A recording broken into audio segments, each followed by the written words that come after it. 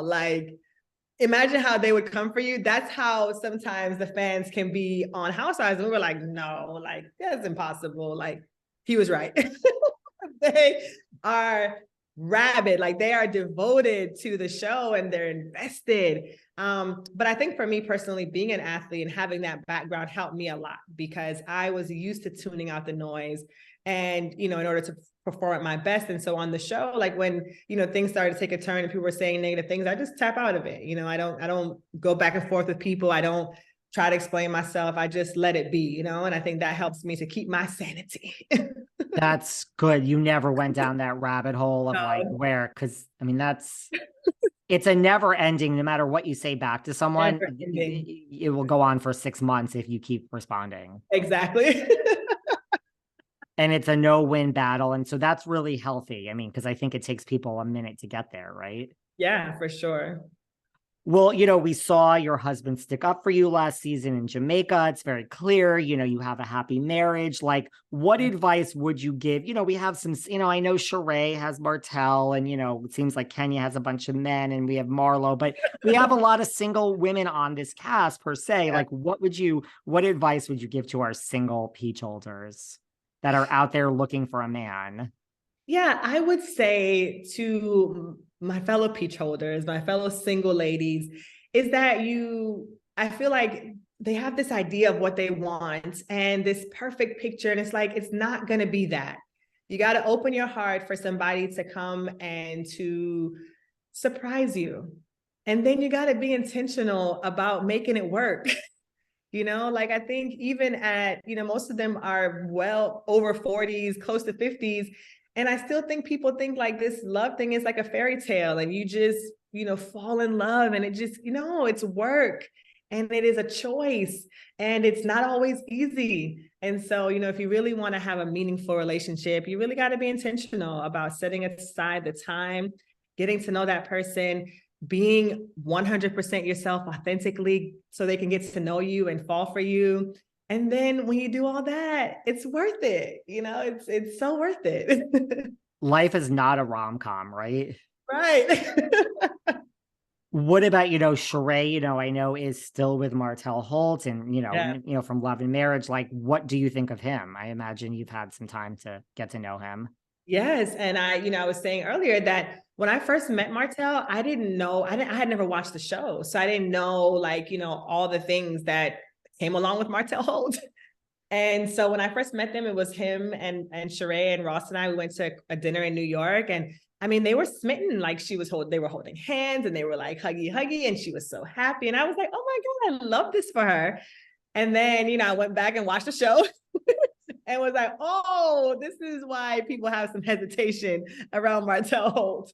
But I try to give them the benefit of the doubt. And from what I see, David, I think that they're really into each other. And, she's taking it slowly. She's not trying to go down the aisle or anything. And he makes her happy. And I think that's important. So you think he doesn't deserve this bad rap that he gets? Well, he earned a rap now.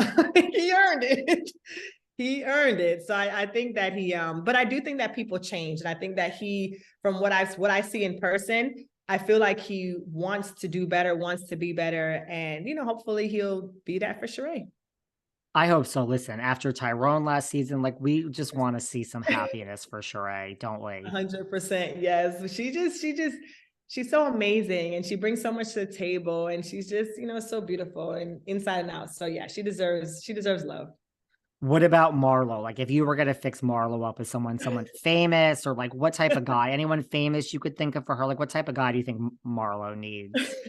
Marlo needs like a strong, I don't know why this person popped in my head right away because he's already taken and married, but like I just think of someone like a DJ Khaled who is like, just running things and just like very confident in himself and, like a boss, like Rick Ross, like she needs somebody like that, that's not gonna because Marlo is, very strong and she can be very intimidating. And, she's dating a guy now that I really like for her. He, I feel like he exudes a lot of those traits that I think she needs. Like, he's not intimidated by her. He's not impressed. He's like, like, I mean, he's impressed. He, likes her, but, he doesn't to me come across like, oh my God, it's like Marlo Hampton, he's like, what, so I love the guy she's dating now. I hope that they can make it work. But if not, she needs a very strong, assertive guy who, knows who he is and is established, and I think that's what she needs. Maybe the public will get to see this guy sometime. Maybe he'll make an appearance. Oh, he will. You guys will definitely see him. We're going to see him this season? Yep. Okay. I like this. Yeah. I'd like to see Marlo with someone nice too, right? Yes. No, no, this one he's good. And yeah, he's definitely going to be on the show. He films quite a bit with us. So you guys will get to see him for sure. Wow. Well, we all know what the opposite of marriage is: divorce. I mean, after, the season basically wrapped, like, were you shocked? I mean, to hear about Ralph and Drew, or were you not that shocked? No, I was shocked.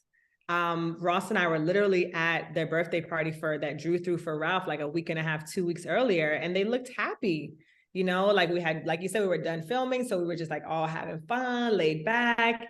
I'm excited to have wrapped another season, and then I'm seeing news like they're both running to the courthouse to file for divorce. I'm like, what the hell? Like, what happened? And so I was really, really, really shocked and really sad for them because, the little bit that we knew of them, like when we spent time before season 1, they just, when they're good, they're good. Like, they have a lot of fun. They laugh a lot, so it's like, why couldn't they make it work? Why can't they figure it out? And I still have hope that they might, but, You do? Yeah.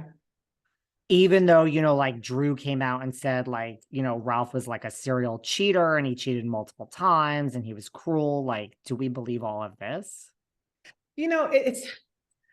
I want to believe her truth, right? Like, whatever, I don't know. Obviously, I have no idea, what goes on behind closed doors.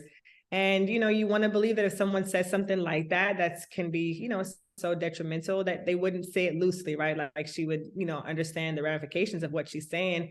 So, that stuff is hard. Like, that stuff makes it a little bit tricky, but, people aren't perfect. And when you have family, it's like worth fighting for. So if there was ever anything good in the marriage, you would hope that they could find that again. But, if it's not meant to be, it's just not meant to be. And of course, I'm not, over here like protesting for it or fighting, for it. But I just know that what I saw when they were good, and of course they have 3 beautiful kids that I think their marriage is worth fighting for. Maybe they'll work it out. I mean, your castmates have also done interviews and said they were shocked. I don't know why I'm the only one who's not shocked, but I mean, granted, I know it's edited and like I don't, hang out with them like you do, but from a viewer's point of view, they've had some ups and downs, and the whole Tampa thing, the first season that Drew was on, and I don't know.